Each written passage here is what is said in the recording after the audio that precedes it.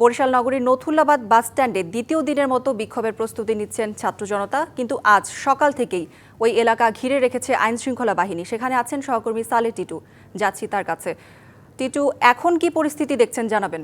জনতার যে অবরোধ কর্মসূচি সেটা শুরু হয়, এখনো কিন্তু সেই কর্মসূচি চলছে এবং সেই কর্মসূচি কিন্তু ঘিরে রেখেছে সেনাবাহিনী, র্যাব, পুলিশ, আইন শৃঙ্খলা বাহিনীর সদস্য যারা রয়েছেন তারা। আসলে এখানে যাদের সাথেই কথা বলতে গিয়েছি তাদের সাথে সবার সাথে একটি অভিযোগ, শেরেবাংলা মেডিকেল কলেজ হাসপাতালে জরুরি বিভাগ থেকে ঢোকার সাথে সাথে মানুষকে হয়রানি, পদে পদে হয়রানির শিকার হতে হয়। বিশেষ করে একটা রুগীকে যদি ভর্তি দেওয়া হয় তার জন্য ট্রলির প্রয়োজন হয়। সেই ট্রলির জরুরি বিভাগ থেকে ঢোকার সাথে সাথে মানুষকে হয়রানি, পদে পদে হয়রানির শিকার হতে হয়। বিশেষ করে একটা রুগীকে যদি ভর্তি দেওয়া হয় তার জন্য ট্রলির প্রয়োজন হয়। সেই ট্রলির জন্য তাদেরকে 50 থেকে 200 টাকা পর্যন্ত কিন্তু গুনতে হয়। এছাড়া ডাক্তার তারা ঠিক মতন পায় না।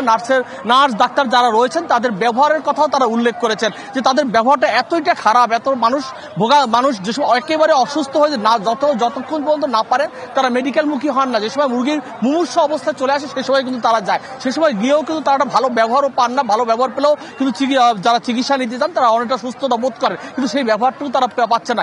এখানে যাদের সাথেই কথা বলেছি তারাই কিন্তু একই কথা তারা কিন্তু একই কথা বলেছেন যে মেডিকেলে যে ভোগান্তি সে ভোগান্তি থেকে উত্তোলন। আমি এখন একজন সাথে আসলে এই যে আন্দোলন হচ্ছে কিসের জন্য আন্দোলন হচ্ছে আপনি মনে করেন?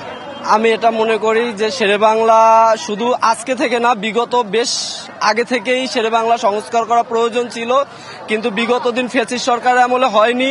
কারণ বিভিন্ন প্রকার সিন্ডিকেট ছিল এবং বিশেষ করে যে ডক্টরদের যে ব্যাপারটা, এখানে দেখবেন আপনার শেরেবাংলা ডক্টর থাকে হচ্ছে জুনিয়র ডক্টর যারা আছে ওনরা থাকে, কিন্তু সিনিয়র যে ডক্টররা ওনরা ওইভাবে সেবা দেয় না।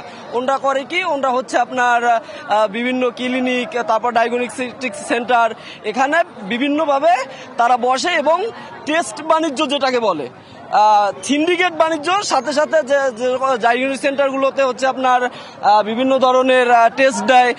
একটা পেশেন্টের একটা সমস্যা হলে 10টা 5টা টেস্ট দেয়।